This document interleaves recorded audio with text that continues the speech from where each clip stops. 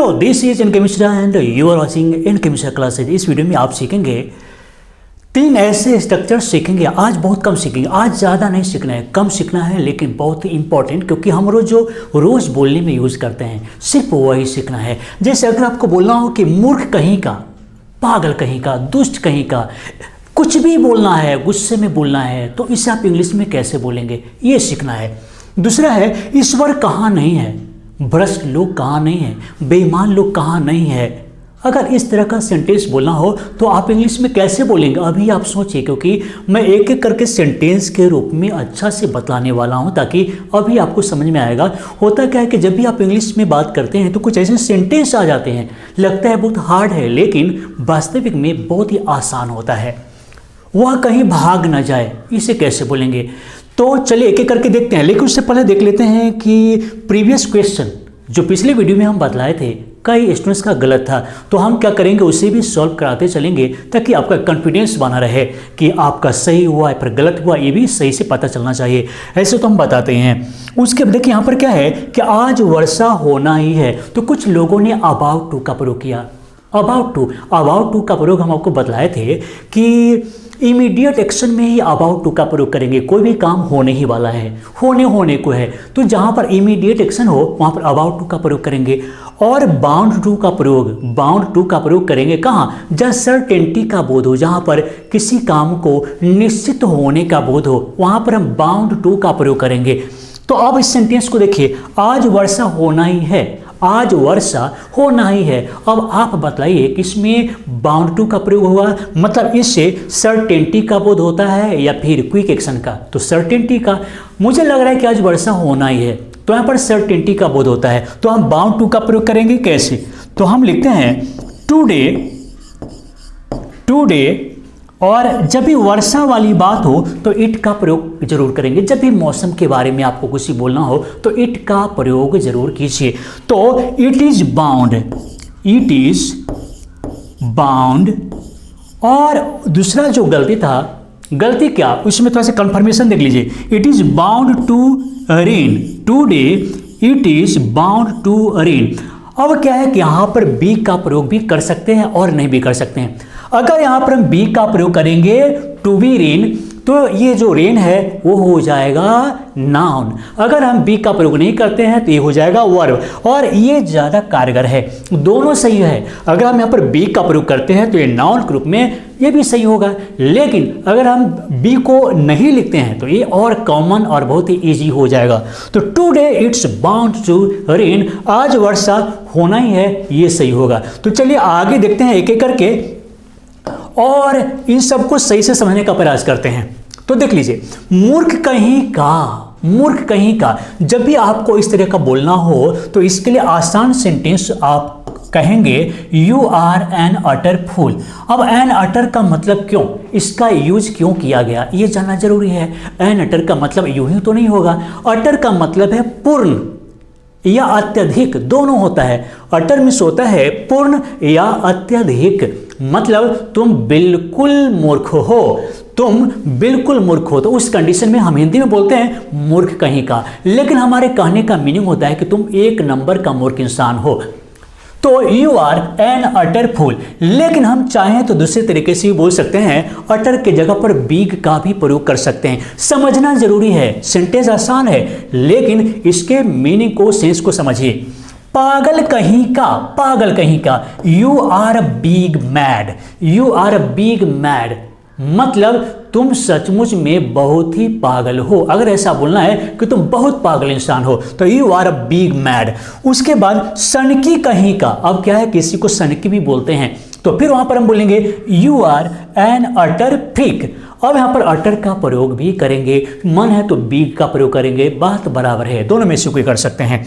उसके बाद है मोटी कहीं का, हम कभी कभी हम लोग मजाक में बोलते हैं मोटी कहीं का, पतली कहीं का, कुछ भी हम लोग गुस्से में या फिर मजाक में बोलते हैं, तो उस कंडीशन में भी क्या करेंगे, you are a big fat, या फिर हम you are an utter fat भी बोल सकते हैं, अटर का प्रयोग भी कर सकते हैं।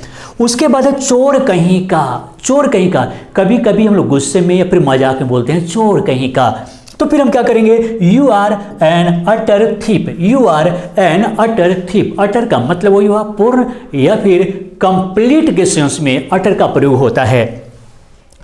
उसके बाद हम देखेंगे ईश्वर कहाँ नहीं है। सेंस को समझना जरूरी है, आता है बहुत आसान है, लेकिन इसके सेंस को समझिए। ईश्वर कहाँ नहीं है, इसका मतलब है कि ईश्वर हर जगह है, सभी जगह व्याप्त हैं।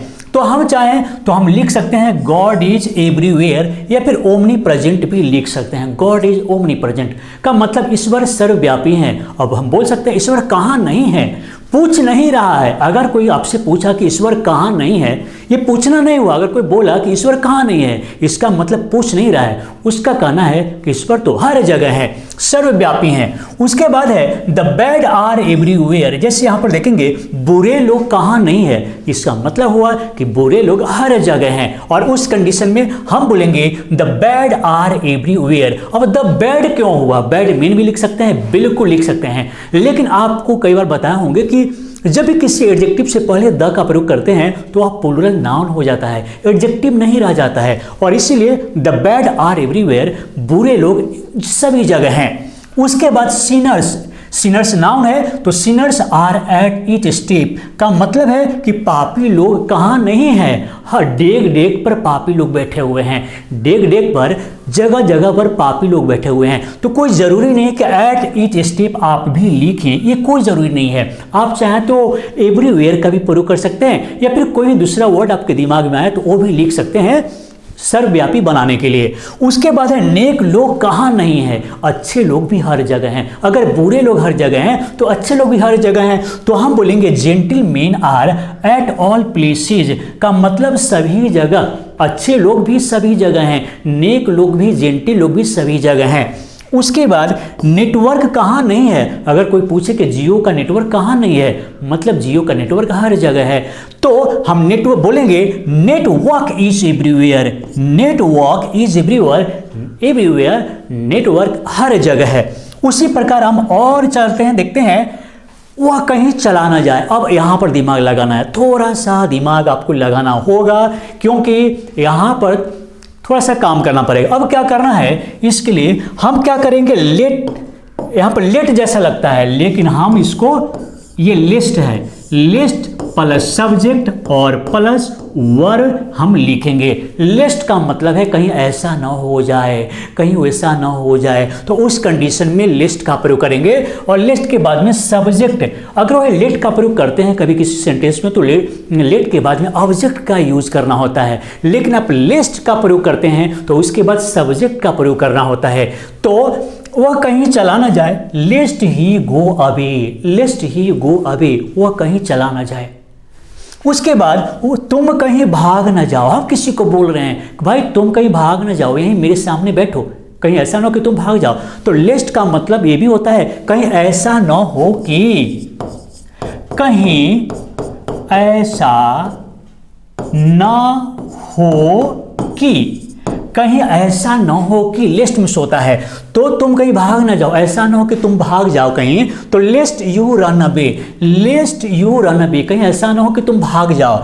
बच्चा कहीं सो ना जाए। अब हम बोल रहे हैं कि बच्चा कहीं ना सो ना जाए, मिठाई लाए हैं, खा के सोएगा अच्छा रहेगा, तो बच्चा कहीं सो ना जाए, तो lest the child sleep, lest the child sleep, बिल्कुल आसान है।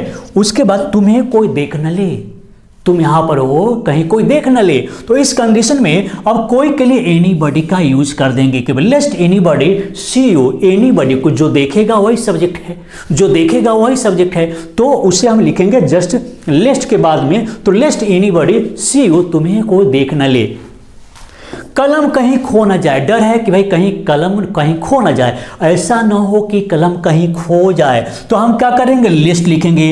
उसके बाद सब्जेक्ट कौन है, तो पेन है, और गेट लॉस्ट का मतलब तो खोना भी होगा, दफा हो जाना ही नहीं होगा। गेट और लॉस्ट, लॉस्ट का मतलब खोना और गेट का मतलब होना, तो कहीं खो ना जाए ऐसा होता है। तो ये आज का जो भी सेंटेंस रहा बहुत ही हम लोग स्पोकन इंग्लिश में यूज करते हैं। तो ऐसा है कि आप सिर्फ समझ लिए हैं, इससे कोई फ़ायदा नहीं होगा, आपने देख लिया है कोई फ़ायदा नहीं होगा, कुछ नहीं होगा।